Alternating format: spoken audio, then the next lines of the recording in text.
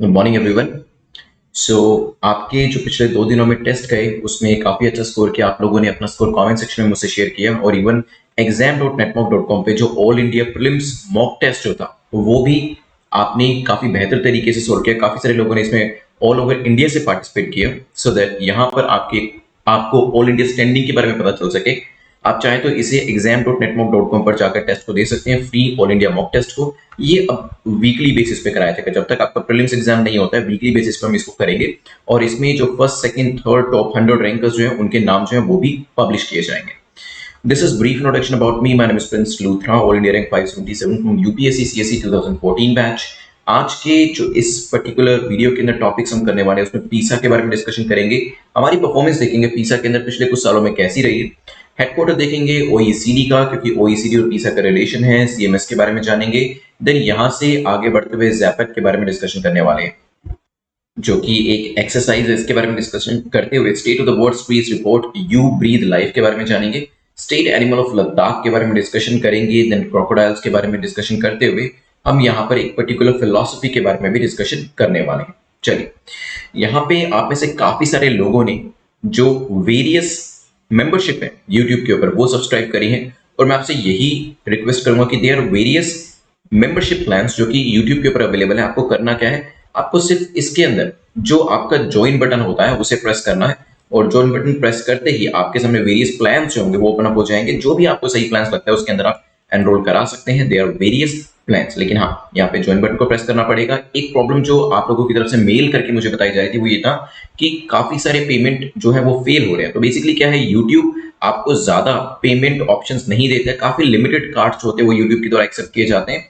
तो यहाँ पर आपको वही कार्ड या वही पेमेंट सिस्टम यूज करना पड़ेगा जो कि यूट्यूब अलाउ करता है। उसके अलावा अगर आप कोई करते तो शायद यूट्यूब उसे एक्सेप्ट ना करे। एट द सेम टाइम आप लोगों ने ये भी कहा, जैसे कुछ स्टूडेंट्स का मेल आया कि पेमेंट के बाद जो है वो पर्टिकुलर कैटेगरी के जो वीडियोज है वो नहीं दिखाई दे रहे। तो हमने जब उसको एनालाइज किया तो पता चला कि देखिए होता क्या है, जब आप मेल आईडी से लॉगिन करते हैं तो आपने मान लीजिए abc@gmail.com से लॉगिन किया और वहां से फिर आपने पेमेंट कर दी।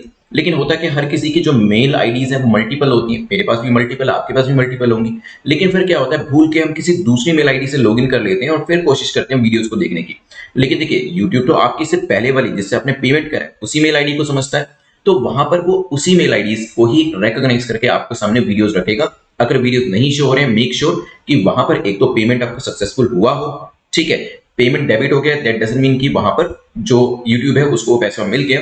तो यहाँ पे पेमेंट को आपको इंश्योर करना है कि वो सही तरीके से गो थ्रू हुआ और ट्रांजैक्शन सक्सेसफुल हुई हो, और यहाँ पर आप उसी मेल आईडी से देख रहे हो। ये चीज मैंने आपको 1 मिनट लेके एक्स्ट्रा इसलिए बताई क्योंकि काफी सारे लोग इस चीज को लेके परेशान हो रहे थे, not only on this channel but on multiple channels. चलिए चलते हैं, यहाँ पर जल्दी से अपने टारगेट को सेट करते हैं।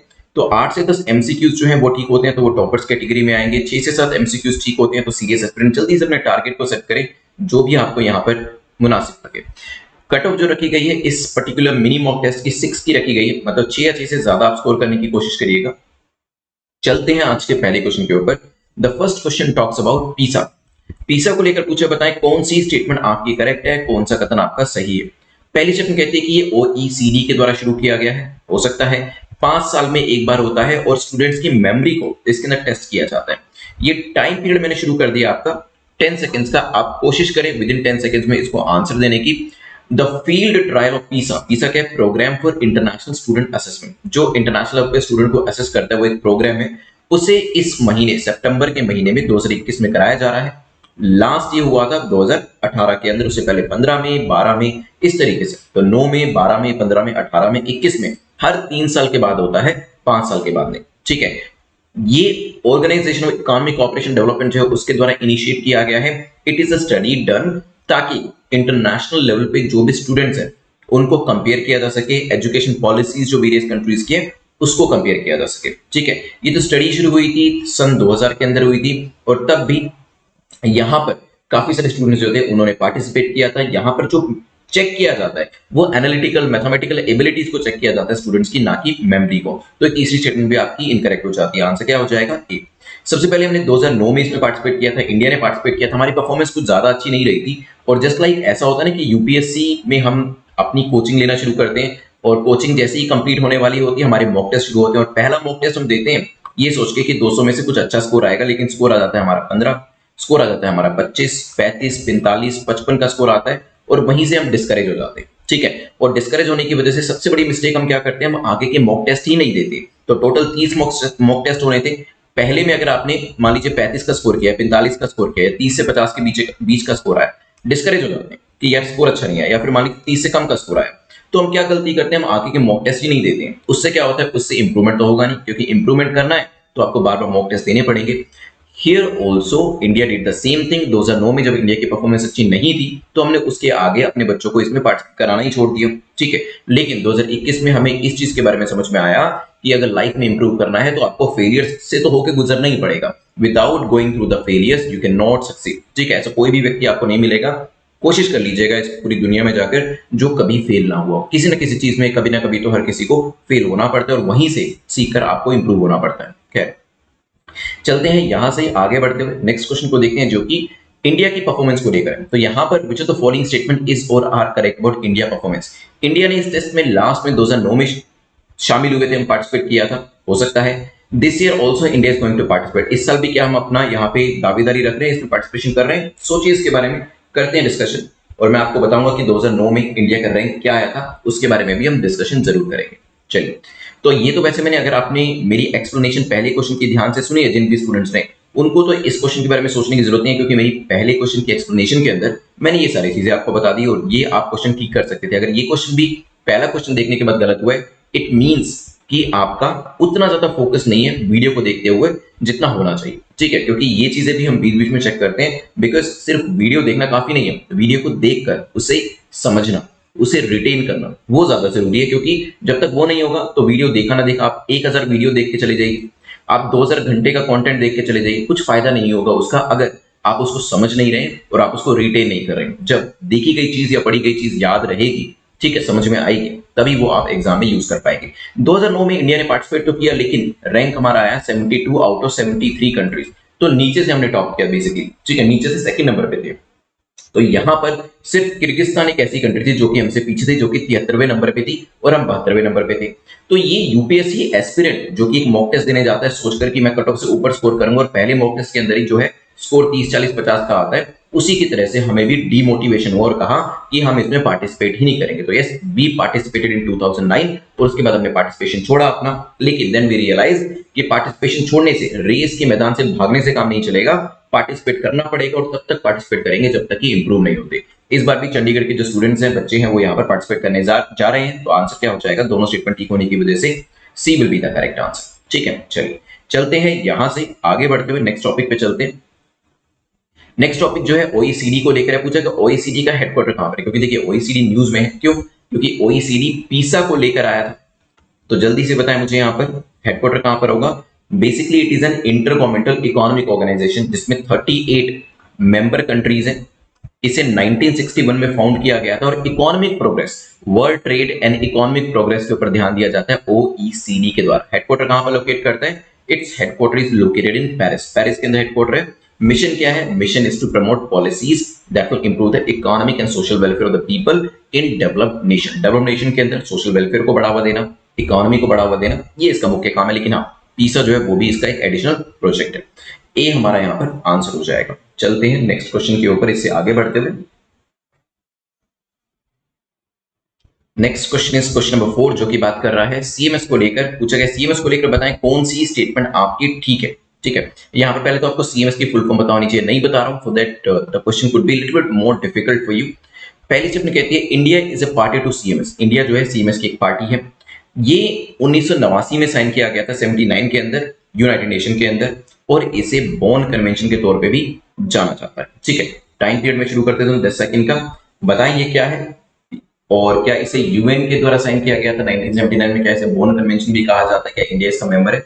सो basically it is an intergovernmental treaty under the aegis of United Nation environment programme, UNEP के अंदर आती है, that provides a global platform, ताकि क्या किया जा सके, जो सस्टेनेबल यूज है माइग्रेटरी एनिमल्स का, उनके हैबिटेट्स का और उनका कंजर्वेशन, वो इसके अंदर किया जा सके। ठीक है, it is the only global convention, ध्यान रखिएगा मैं क्या कह रहा हूं यहाँ पे, only, it is the only global convention specialised in conservation of migratory species. क्योंकि कई बार क्या होता है, जब भी स्टेटमेंट्स के अंदर ओनली या ऑल आता है तो हम समझते हैं कि ये स्टेटमेंट चांसेस काफी ज्यादा होते हैं उन स्टेटमेंट्स के गलत होने के, अराउंड 80% मान सकते हैं। लेकिन this is one of those 20% of the instances, 20% वाली सिचुएशन है जहां पर ओनली होने के बावजूद भी this statement would be correct अगर ये आपके एग्जाम में आती है, that it is the only global convention specialisation in conservation of migratory species. क्या ये अपने आप में अकेली ऐसी ग्लोबल कन्वेंशन है जिसके अंदर माइग्रेटरी स्पीसीज जो होती हैं उनको कंजर्व करने की बात करी जाती है? So that statement would be correct. ठीक है, तो यहाँ पे क्या इंडिया इसकी पार्टी है? बिल्कुल ठीक है, इंडिया इसकी पार्टी है। क्या इसे बॉर्न कन्वेंशन के तौर पे भी जाना जाता है? बिल्कुल ठीक है। जर्मनी और आईयूसीएन मिलके आपके कन्वेंशन और माइग्रेटरी स्पीसीज, सीएमएस की फुल फॉर्म क्या है? Convention on migratory species. ठीक है, ये लेकर आई गई थी, बॉर्न कन्वेंशन भी इसे कहा जाता है, जर्मनी और आईयूसीएन के द्वारा। ठीक है, सो इसमें एक एनवायरमेंट ट्रीटी है जो कि यूएनईपी के अंदर आती है, ना कि यूएन के अंदर। यूएनईपी के अंडर भी तो है, बट कहां पे साइन करी गई थी? 1979 बॉर्न वेस्ट जर्मनी के अंदर। ठीक है, सो एक बार sign in 1979 born Germany. Second statement आपकी इनकरेक्ट हो जाती है, आंसर क्या हो जाएगा? B will be the correct answer. चलते हैं यहां से आगे बढ़ते हुए नेक्स्ट क्वेश्चन को देखते हैं, जो कि क्वेश्चन नंबर 5 को लेकर बात कर रहा है। वैसे इंडिया जो है 1983 में इसमें पार्टी बना था, ध्यान रखिएगा। 1979 में इसे जर्मनी के अंदर साइन किया गया था और इसमें अलग अलग अपेंडिक्सेस बनाई गई थी। अपेंडिक्स 1 जिसके अंदर अलग लिस्ट थी थ्रेटेंड माइग्रेटरी स्पीसीज की, अपेंडिक्स 2 में अलग लिस्ट थी। यहाँ पर ज़ेपेट एक्सरसाइज, जो ज़ेपेट एक्सरसाइज है ये क्या है? क्या ये कोई मल्टीलेटरल एक्सरसाइज है, इंडिया यूएस की एक्सरसाइज है, कोई बायलेटरल एक्सरसाइज है, या फिर नन ऑफ द अबव? सोचिए, एक थिएट्रिकल लेवल एक्सरसाइज है। थिएटर लेवल एक्सरसाइज क्या होती है? आपने ये शब्द, ये टर्मिनोलॉजी काफी जगह सुनी होगी, theatre level exercise. Theatre level exercise होती है जहां पर आपकी आर्मी, नेवी, एयरफोर्स तीनों पार्टिसिपेट करती है, मतलब लैंड के ऊपर, एयर के ऊपर और आपके जो वाटर है उसके ऊपर, तीनों पार्टिसिपेशन, तीनों जगह से पार्टिसिपेशन देखा जाता है। Basically it is a multilateral exercise, A इसका करेक्ट आंसर। और इंडिया को भी इनवाइट किया गया था, इंडिया ने भी इसे ज्वाइन किया है। It's a multinational military exercise with more than dozen countries, 12 से ज्यादा कंट्रीज इसमें पार्टिसिपेट कर रही है। यहाँ पर किया क्या जाएगा? एक्सरसाइज एम कर रही है कि कैसे मिलिट्री और स्ट्रेटेजिक टाइज जो है वो बढ़ाए जा सके, मिलिट्री और स्ट्रेटेजिक टाइज बढ़ाए जाएंगे, वेरियस नेशन जो है पार्टिसिपेट करेंगे, और उसके बाद क्या किया जाएगा? टेररिज्म को कैसे काउंटर करना है, क्योंकि आप जानते हैं पाकिस्तान जो है उसका जो एक इन्फ्लुएंस है वो धीरे धीरे यहाँ पर इंप्रूव हो रहा है, बढ़ रहा है, उसको न्यूट्रलाइज करना जरूरी है। और अब तालिबान जो है वो भी यहाँ पर आ चुका है, तो थोड़ा सा ध्यान जो है वो देना पड़ेगा इस तरीके की एक्टिविटीज के ऊपर। Anyways these various agencies are there, but पीछे से चाइना भी सपोर्ट कर रहा है, तो उसको रोका जाना भी काफी ज्यादा जरूरी है, और इसी वजह से इस तरीके की एक्सरसाइज करना भी बहुत जरूरी हो जाता है इंडिया के लिए। ठीक है, ध्यान रखिएगा, आंसर क्या हो जाएगा? A will be the correct answer. चलते हैं यहां से आगे बढ़ते हुए, जो आपकी exam.netmock.com है, यहाँ पे जाके आपकी ऑल इंडिया मॉक टेस्ट जो वो दे सकते हैं। आपकी फ्री सीरीज भी अवेलेबल है यहाँ पर, जो पिछले 1.5 साल का, 1 साल का करंट अफेयर्स प्रैक्टिस करना चाहते हैं वो भी कर सकते हैं। एनीवेज एनसीईआरटी की जो सीरीज है वो भी अवेलेबल है, इवन 50 डेज रिवीजन सीरीज को आप सब्सक्राइब कर सकते हैं स्टैटिक पोर्शन को करने के लिए। देखिए, आप में से काफी सारे स्टूडेंट 2021 में एग्जाम देने जा रहे होंगे, एंड लास्ट कुछ टाइम में, कुछ दिनों के अंदर लग रहा है कि स्टैटिक पोर्शन उतने अच्छे से कवर नहीं किया गया, then you can go for this series. ठीक है, क्योंकि अभी उतना टाइम नहीं है कि मैं आपको ये कहूं कि आप 100 डेज या 200 डेज की सीरीज के लिए जाइए, नहीं, तो आप 50 डेज की जो सीरीज है इसके लिए जा सकते हैं। हाँ, अगर नेक्स्ट ईयर के लिए तैयारी कर रहे हैं तो you can go for 100 days series और 200 डेज सीरीज, या फिर बेटर यही है कि आप मिशन यूपीएससी 2022 के लिए ही यहाँ पर जाएं, ताकि आपकी एक फाउंडेशन जो है वो स्ट्रॉन्ग क्रिएट हो सके। चलते हैं क्वेश्चन नंबर 6 के ऊपर, जो कि बात कर रहे हैं, which of the following statement is or are correct about state of the world trees report. State of the world trees report के बारे में पूछा है कि बताएं क्या इसे minister environment forest climate change के द्वारा पब्लिश किया जाता है। एक्स सीटू कंजर्वेशन जो होती है, आपने सुना होगा इन सीटू, एक्स सीटू क्या होते हैं बताऊंगा। Ex situ conservation is the conservation and maintenance of plant sample outside their natural habitat. जब भी प्लांट्स को उनके नेचुरल हैबिटेट के बाहर ले जाके कंजर्व किया जाता है, उसे एक्स सीटू कहा जाता है। तो टाइम पीरियड मैंने शुरू कर दिया आपका, जल्दी से बताएं किसके द्वारा पब्लिश करी गई है, एक्स सीटू क्या होता है, इन सीटू क्या होता है, फिर हम डिस्कस करेंगे इसके बारे में। चलिए देखिए, मैं आपको एक्स-सीटू इन-सीटू यूनिक तरीके से बताने की कोशिश करता हूं। Let me just change the colour of the pen, ताकि आपको और भी बेहतर तरीके से दिखाई दे। चलिए, so this is ex situ, this is in situ. ठीक है, आप इन दोनों को उसी तरीके के एस्पिरेंट्स के रूप में सोचिए जो कि यूपीएससी की तैयारी कर रहे होते हैं। देयर आर सर्टेन कैंडिडेट्स, जैसे कि मेरे भी कुछ फ्रेंड्स थे जो कि प्रीफर करते थे कि वो राजेंद्र नगर में रहे। ठीक है, तो राजेंद्र नगर में रहना पसंद करते थे, मुखर्जी नगर में रहना पसंद करते थे, और मैं हमेशा उनसे पूछता भी था। कुछ लोग तो जॉब कर रहे थे और इवन आज भी उनमें से कुछ लोग जॉब करें लेकिन फिर भी राजेंद्र नगर, मुखर्जी नगर में रहना पसंद करते हैं। कहते हैं कि यार यहाँ पे रह के ना हमें एक पूरा एटमोस्फेयर मिलता है, एनवायरमेंट मिलता है, ठीक है।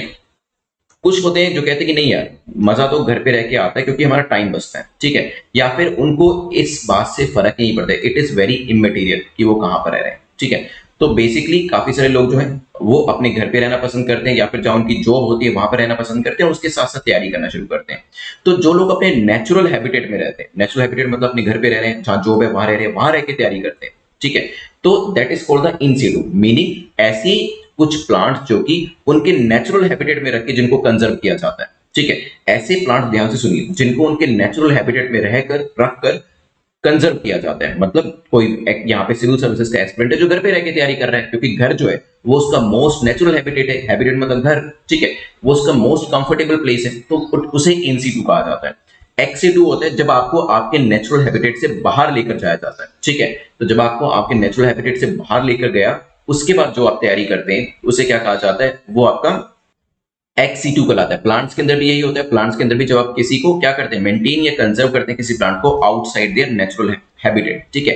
ये जो एक्स-सी2 इंस्टीट्यूट का राजेंद्र नगर वाला एग्जांपल दिया है just to make you understand कि आप चीजों को अलग तरीके से भी याद कर सकते हैं। तो सेकंड स्टेटमेंट यहाँ पर करेक्ट हो जाती है, लेकिन it is published by botanical garden conservation international, BGCI के द्वारा इसे लेकर आया गया।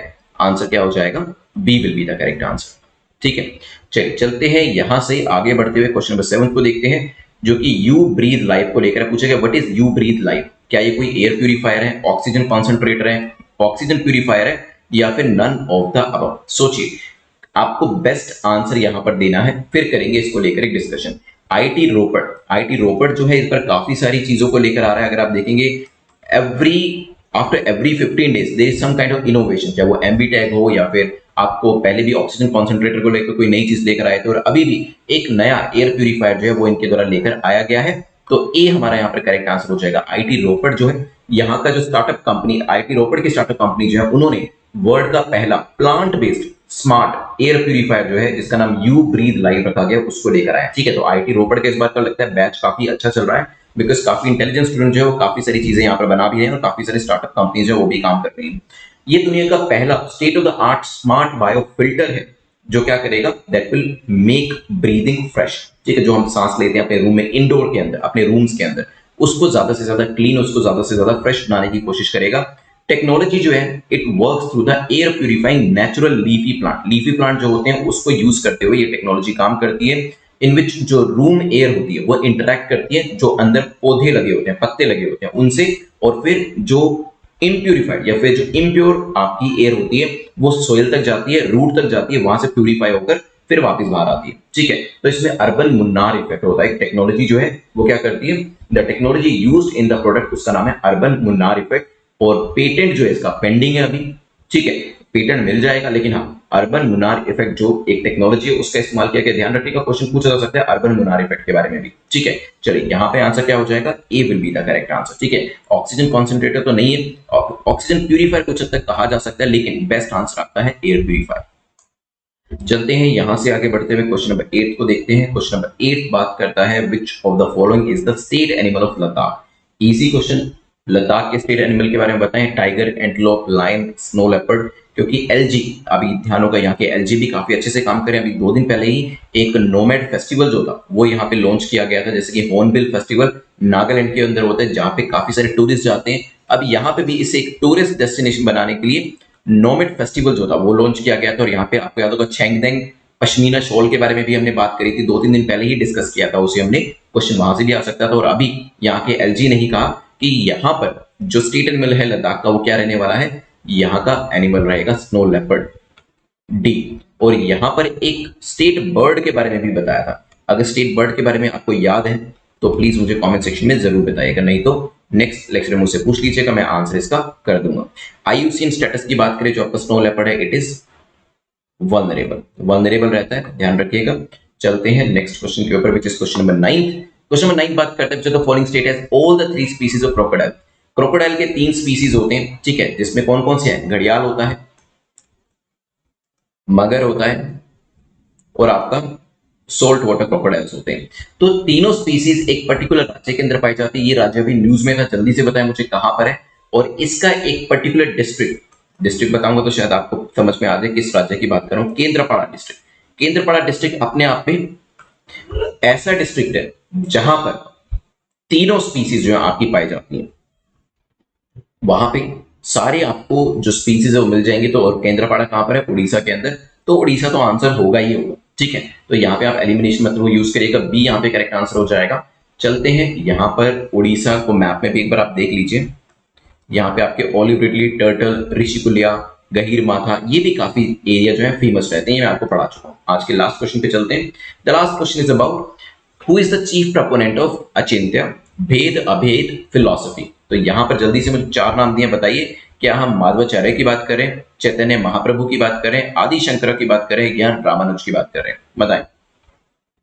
जो ये फिलॉसफी है it comes from Chaitanya Mahaprabhu. Shri Krishna Chaitanya Mahaprabhu is the chief proponent of Achintya Bheda Abheda. According to it, living soul is basically intrinsically linked with the supreme lord. तो हमारी सोल होती है, हमारी जो आत्मा है वो सुप्रीम लॉर्ड भगवान के साथ जुड़ी हुई है। And yet at the same time is not the same as god, लेकिन भगवान की तरह नहीं है, ठीक है। तो उनसे मेल नहीं खाती है, लेकिन हाँ उनसे जुड़ी जरूर हुई है। एग्जैक्ट नेचर ऑफ रिलेशनशिप जो है उसे समझना उतना आसान नहीं है ह्यूमन माइंड के लिए, लेकिन हाँ यहाँ पर रिलेशन जो है वो एग्जिस्ट जरूर करता है, इसके बारे में बात करी गई, ठीक है। फिलॉसफी जो है अचिंत्य भेद अभेद की, उसे जो द्वैता फिलॉसफी है, द्वैता स्कूल ऑफ माधवाचार्य है, और जो अद्वैता स्कूल ऑफ आदि शंकरा है, ठीक है। द्वैता स्कूल किसका है? माधवाचार्य जी का। अद्वैता किसका है? आदि शंकरा जी का, ठीक है। इनके स्कूल को मिलाकर ही आपके चैतन्य महाप्रभु जी का जो स्कूल है वो बना है, क्योंकि द्वैता मतलब ड्यूलिस्टिक की माइंड जो बेसिकली आपका सोल है और गॉड है, दो अलग अलग चीजें, इसको भी मानता है। लेकिन यहाँ पे अद्वैता मतलब यहाँ पे ड्यूलिज्म को बिलीव नहीं करते, मतलब सोल और गॉड को एक मानते हैं, उसको भी बिलीव करते हैं, क्योंकि यही चीज इन्होंने कही कि भगवान जो है, जो सोल है और जो सुप्रीम बीइंग है, उससे हम अलग तो हैं, लेकिन we are also integrated in a different manner. खैर यहाँ पे आंसर क्या हो जाएगा? B will be the correct answer. चलिए चलते हैं यहां से आगे बढ़ते हुए। Please to like and share the video. मैं जल्दी से आपको रिवाइज करा देता हूं। It is going to be the active revision. ये एक्टिव रिवीजन रहेगी, मींस मैं आपसे क्वेश्चन पूछूंगा, आपको उसके आंसर करने हैं, लेकिन उससे ज्यादा कुछ आपको आंसर करना है, क्योंकि जैसे ही क्वेश्चन आपके सामने स्क्रीन पे आया है, जो भी चीजें आपको पीसा को लेकर याद है कमेंट सेक्शन में लिख दीजिएगा, बिकॉज जो जितनी ज्यादा चीजों को रिकॉल करके लिखेगा उसके एग्जाम को क्रैक करने के और ज्यादा मार्क्स लेने के चांसेस उतने बढ़ जाएंगे। फॉर एग्जाम्पल, ए 5 चीजों को लिखते और बी सिर्फ एक ही चीज को लिख पाता है हर क्वेश्चन के अंदर, तो यहाँ पे ए की प्रोबेबिलिटी बी से ज्यादा मार्क्स लेने की और कट ऑफ से ऊपर जाने की ज्यादा हो जाएगी। तभी मैं कह रहा हूँ जितनी चीजें याद है जल्दी से बताएं। पीसा कौन लेकर आया है ये बताइएगा, इंडिया क्या इसमें पार्टिसिपेट करता है नहीं करता है वो भी बताइएगा। तो बाकी चीजें मैं बताता हूँ, हर 3 साल में होता है, इस बार हम पार्टिसिपेट कर रहे हैं। जब 2009 में किया था 73 कंट्री में से किर्गिस्तान 73वें नंबर पे थी और हम 72वें नंबर पे थे।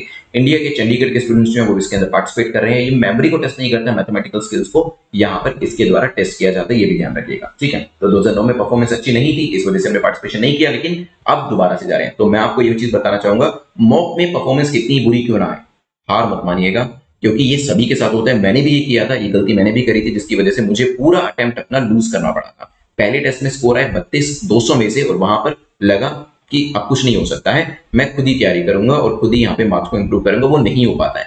आपको 32 से 42, 42 से 52 करने हैं, जो मैंने भी किए। फर्स्ट अटेम्प्ट में नहीं कर पाया मैं वो, इसी वजह से एक अटेम्प्ट को लूज करना पड़ा। उसके बाद जब मुझे लगा कि नहीं 32 है तो कोई बात नहीं, से 42 भी करेंगे और इसे 132 तक भी लेके आएंगे, जो मैंने किया अभी सही। धीरे धीरे होता है, प्रोसेस टेक्स टाइम, लेकिन हाँ प्रोसेस से ही बाहर निकल जाएंगे तो वो चीज कभी नहीं हो पाएगी। You have to be in the process, you have to go through that entire pain of failing again and again, लेकिन उसके बाद सक्सेस आपको मिलनी शुरू हो जाएगी। खैर यहाँ पे इंडिया ने पार्टिसिपेट किया था 2009 के अंदर, और फिर बुद्धि भ्रष्ट हुई, उसके बाद हमने छोड़ दिया, और 2021 में दोबारा से दिमाग आया और लगा, दोबारा से अक्ल आई कि हाँ इसमें पार्टिसिपेशन करना चाहिए। फेल भी होंगे तो कोई बात नहीं, गिर भी जाएंगे तो अपने आप को खड़ा करेंगे, अपने आप को झाड़ेंगे और आगे बढ़ना शुरू कर देंगे, ठीक है। ओईसीडी का कार्यालय कहां पर है जल्दी से मुझे बताएं, हेडक्वार्टर कहां पर है? 38 कंट्रीज के अंदर मेंबर्स हैं। 1961 में इसे बनाया गया था। तो यहाँ पे पेरिस फ्रांस है, इज द करेक्ट आंसर, ध्यान रखिएगा। इसके बाद डिस्कशन हमारा हुआ था नेक्स्ट क्वेश्चन को लेकर, सीएमएस। सीएमएस जो है इसे कहां पर साइन किया गया था? इंडिया का मेंबर है कि नहीं ये भी बताइएगा। सो कन्वेंशन ऑफ माइग्रेटरी स्पीसीज के ऊपर अपने आप में ग्लोबल लेवल की सिर्फ अकेली कन्वेंशन है, जिसे बॉन कन्वेंशन भी कहा जाता है। बॉन कन्वेंशन क्योंकि बॉन में जर्मनी आईयूसीएन के द्वारा साइन करी गई थी, और इंडिया भी इसके लिए एक पार्टी है, ध्यान रखिएगा, ठीक है। फिर हमारा क्वेश्चन ज़ेपेट को लेकर हुआ, क्या बायलैटरल एक्सरसाइज है या मल्टीलेटरल? आंसर इज रशिया भी इसमें पार्टिसिपेट करता है, इंडिया भी कर रहा है। Dozen of the countries are participating in this and it is a multilateral exercise, ठीक है, चलिए फिर यहाँ पे exam.network.com पे जरूर जाइएगा और वेरियस सीरीज को भी चेकआउट कर लीजिएगा if you are interested. Next year के लिए कर रहे हैं, यू नो कि 2022 की सीरीज अलग है और 2021 के लिए भी अलग सीरीज आपको दे रखी है। क्वेश्चन नंबर 6 में हमारा डिस्कशन हुआ था वर्ड्स ट्रीज रिपोर्ट को लेकर minister environment forest climate change के द्वारा लाई गई है। आंसर दीजिए यस और नो के अंदर। यहाँ पे XC2 इंस्टीट्यूट में क्या डिफरेंस होता है, याद रखिए उस स्टूडेंट को जो कि दिल्ली में आके तैयारी करता है वो XC2 है, जो अपने घर पे रहकर अपनी सिटी अपने स्टेट में रहकर तैयारी करता है वो INC2 है। ठीक है, BGCI that is botanical garden conservation international के द्वारा इसे लेकर आया गया, ये भी ध्यान रखिएगा।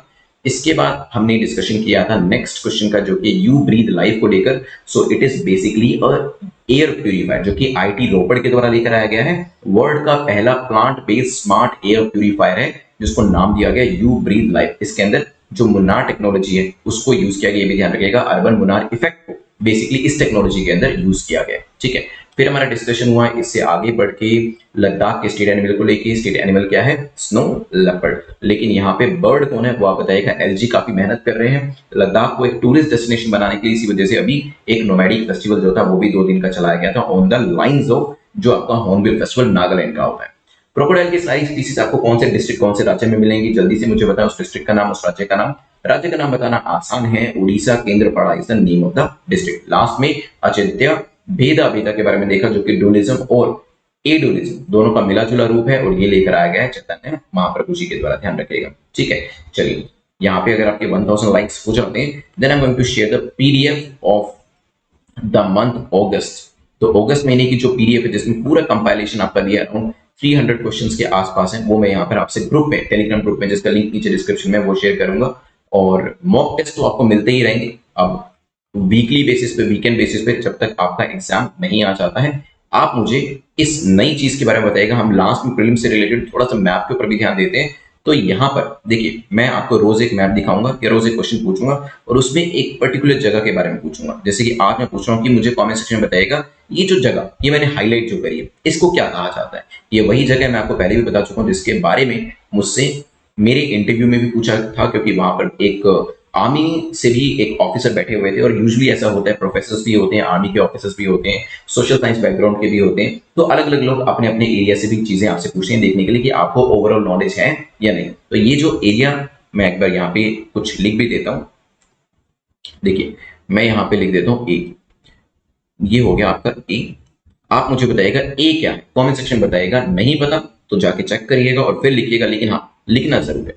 चलिए मेंस के जो क्वेश्चन है वो मैंने अभी रुके हुए हैं आपके, क्योंकि जब तक आपका प्रीलिम्स नहीं हो जाता है, प्रीलिम्स के बाद हम क्या करेंगे मेंस के एग्जाम के ऊपर फोकस करेंगे। इसी वजह से तभी आपकी आंसर राइटिंग जो है वो भी स्टार्ट करी जाएगी और आंसर राइटिंग के साथ साथ और क्या किया जाएगा, आंसर राइटिंग के साथ साथ आपके जो मेंस के क्वेश्चन है उसको भी रिज्यूम किया जाएगा। तब तक यूपीएससी मेंस और इंटरव्यू का ग्रुप आप ज्वाइन करके रखिएगा, क्योंकि जैसे ही प्रीलिम्स आपका कंप्लीट होगा यहाँ पर मैं क्वेश्चंस जो है चेक करने और आपको देनी शुरू कर दूंगा। These are the various series जिसको आप चेकआउट कर लीजिएगा। And this is the second channel जिसको आप सर्च कर सकते हैं द हिंदू एनालिसिस के लिए। रेगुलर बेसिस पे आने शुरू होंगे और यहाँ पर जल्दी से अपने मार्क्स मुझे बता दीजिए कमेंट सेक्शन के अंदर कितना स्कोर किया। अच्छी से आता है of course you are in the safe zone, नहीं तो भी कोई बात नहीं, इंप्रूव जरूर करिएगा। देखिए गलती कहाँ पर आपने करी है। टेलीग्राम का लिंक नीचे डिस्क्रिप्शन में जहां पर इस वीडियो की PDF भी आपको मिल जाएगी। Please do like and share the video. Thanks for watching, have a nice day, take care, good bye.